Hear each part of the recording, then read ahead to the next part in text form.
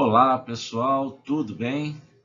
Vamos a mais uma aula. Seguimos aí na nossa revisão, na nossa recomposição de conteúdo aí, proposta pela Secretaria de Educação, vendo aí assuntos referentes à série anterior de vocês.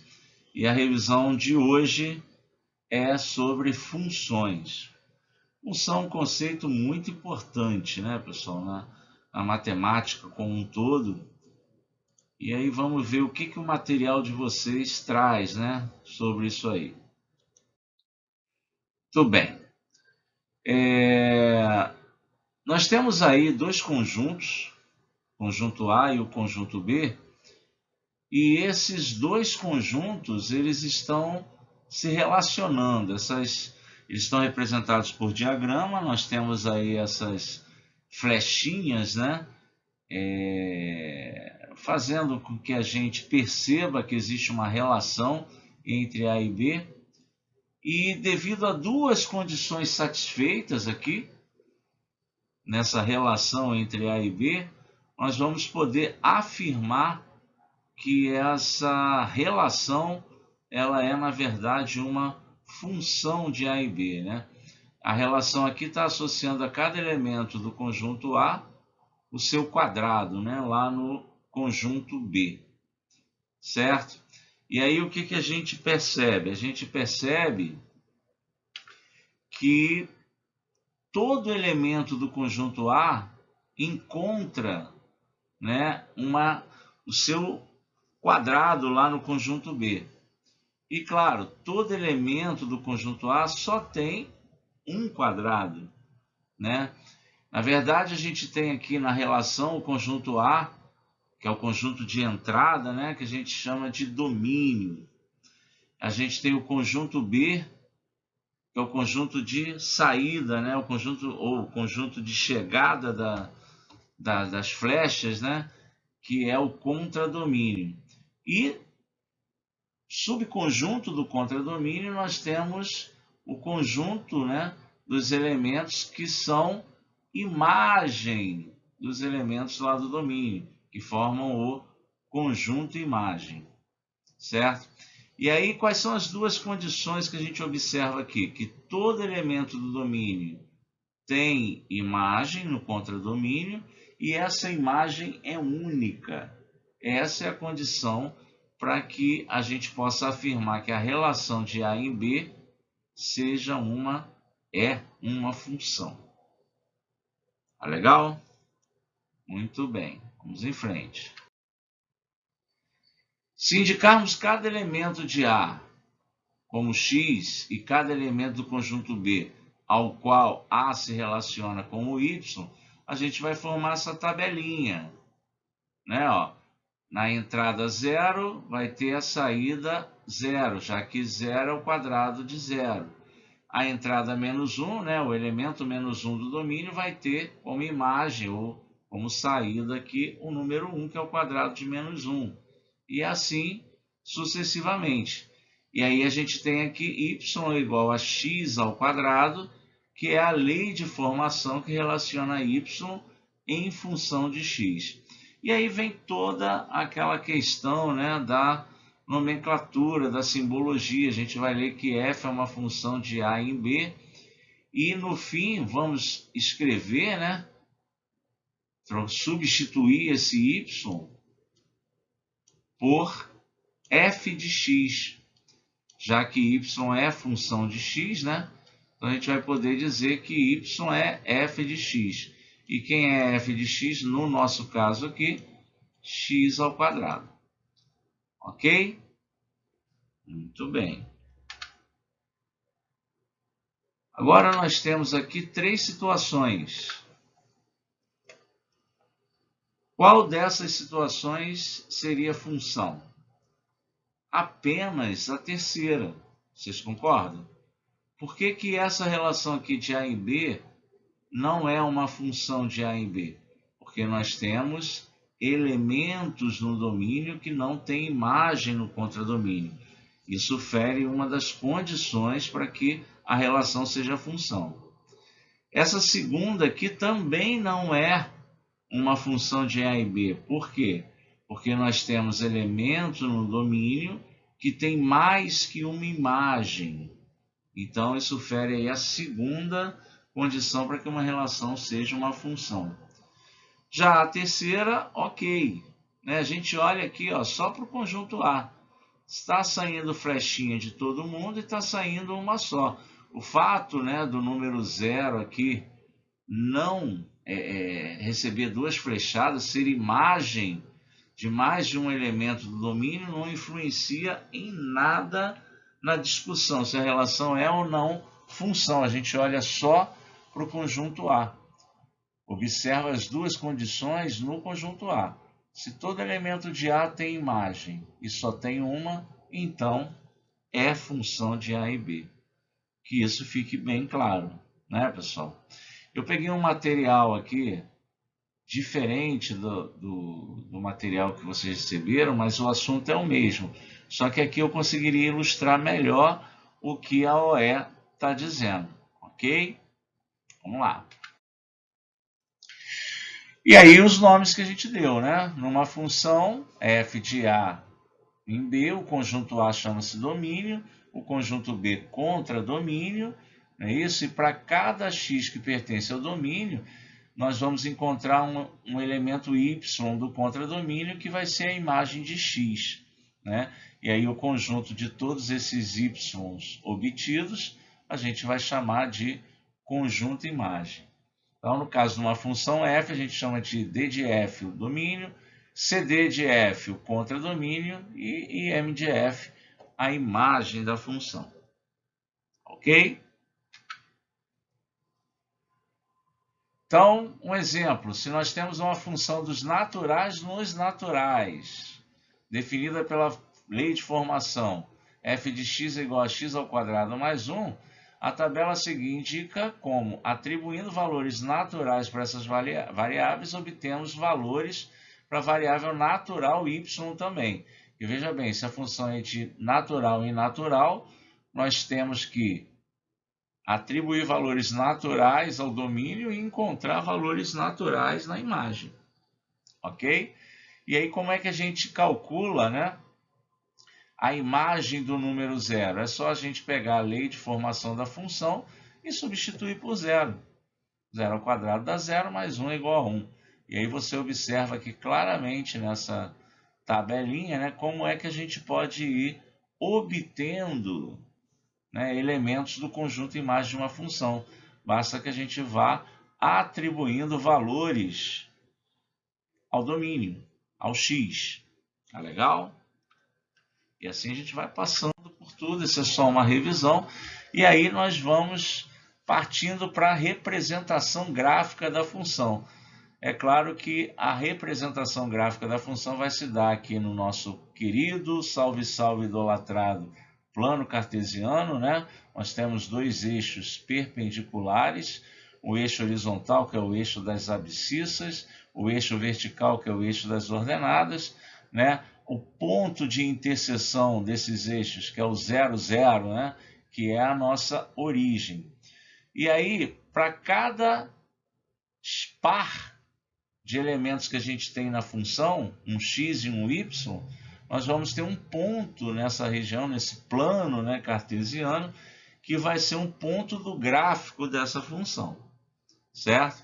Lembrando que o plano cartesiano ele divide o plano, os eixos cartesianos dividem o plano em 4 regiões que nós chamamos de quadrantes, Nós temos aqui o primeiro quadrante, a gente conta os quadrantes no sentido anti-horário, no sentido contrário do movimento do relógio, Então a gente tem o primeiro quadrante, o segundo quadrante, o terceiro quadrante e o quarto quadrante, ok?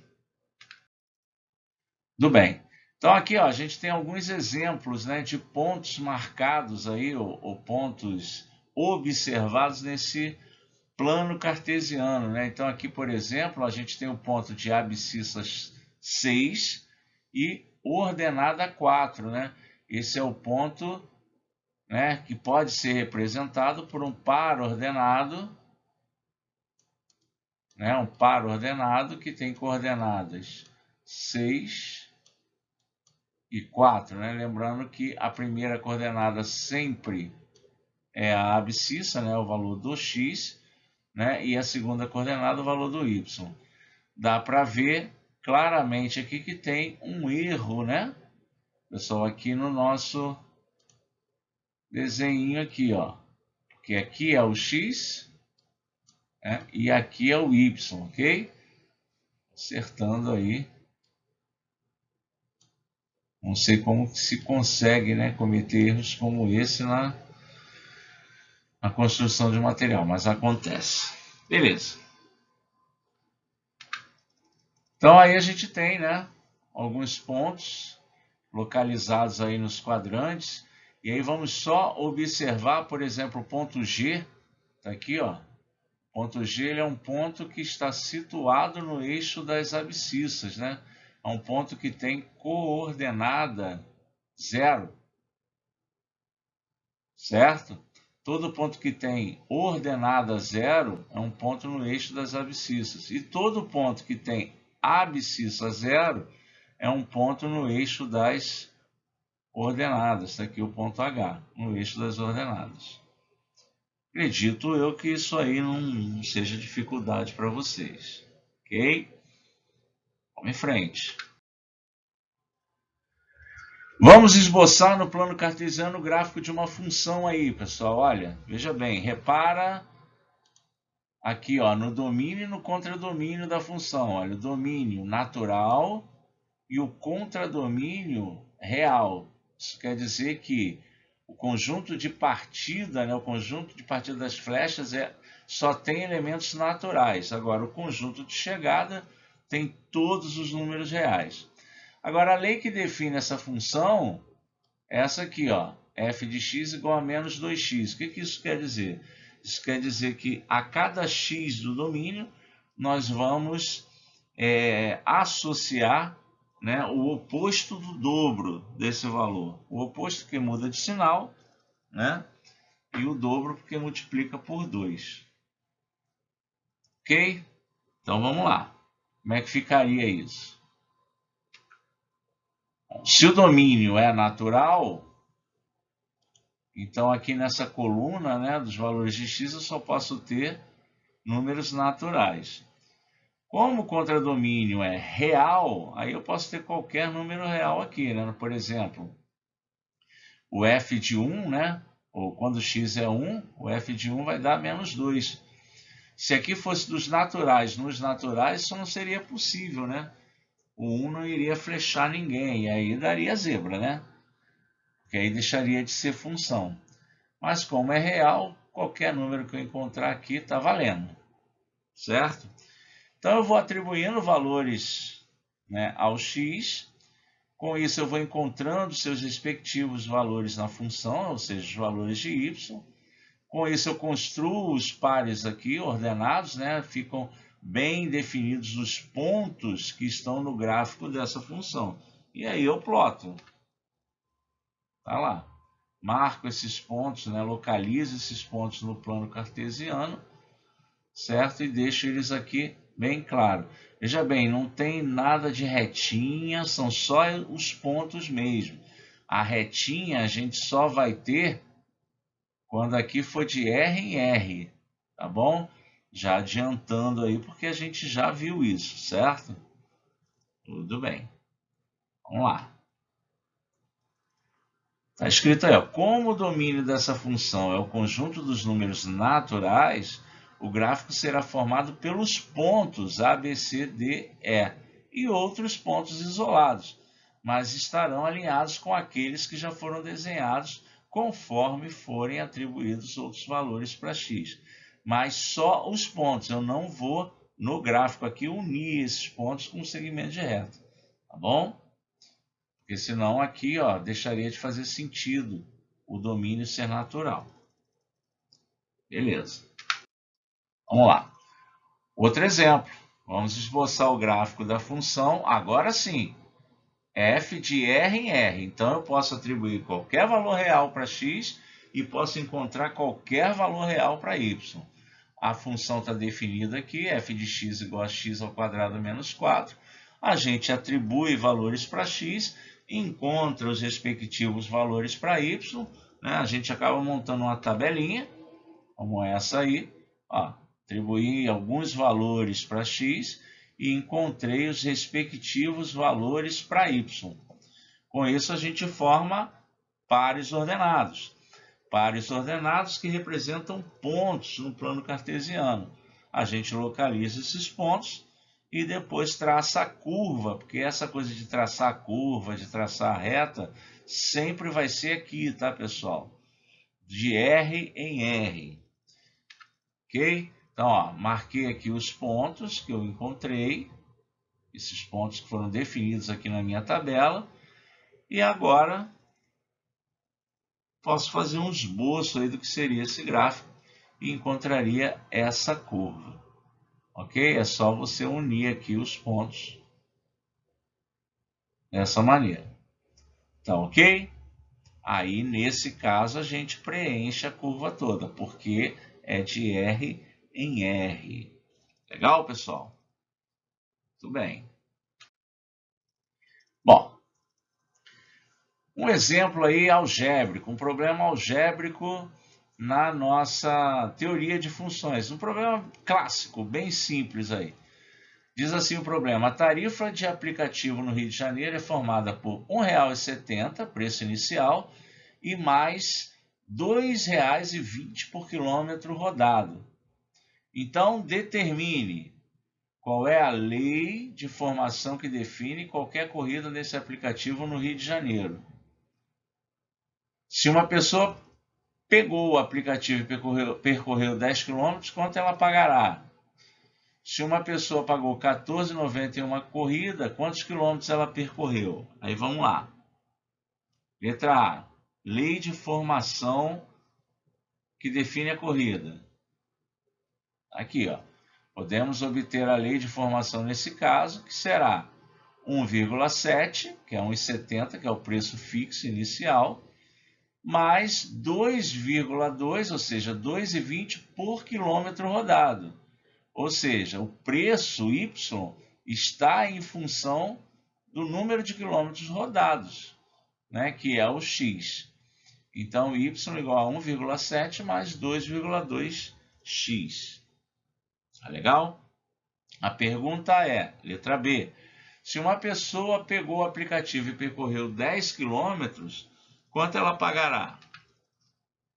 Bom, substituindo o valor x por 10 km, na lei de formação, teremos 1,7, né, que é 1,70, mais 2,20 vezes 10, que dá R$ 22,00, mais 1,70, R$ 23,70. É só buscar, né, a imagem do número 10 aqui na nossa função. Certo? Pergunta bem simples. Já no item C, ele está dizendo que a pessoa pagou R$ 14,90, ou seja, aqui já está dizendo qual foi o valor de saída da função, né? E aí quer saber qual foi o valor de entrada, quantos quilômetros ela percorreu. Na verdade, ela deu aqui o valor de Y e quer saber qual é o valor de X. Muito bem. Então, substituindo aí o valor de Y, que é de R$ 14,90, né?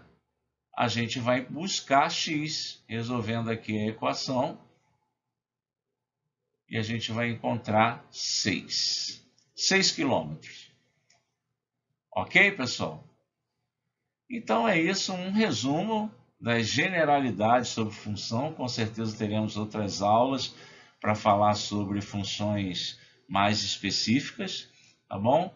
Mas por hoje é isso aí. Valeu e até amanhã.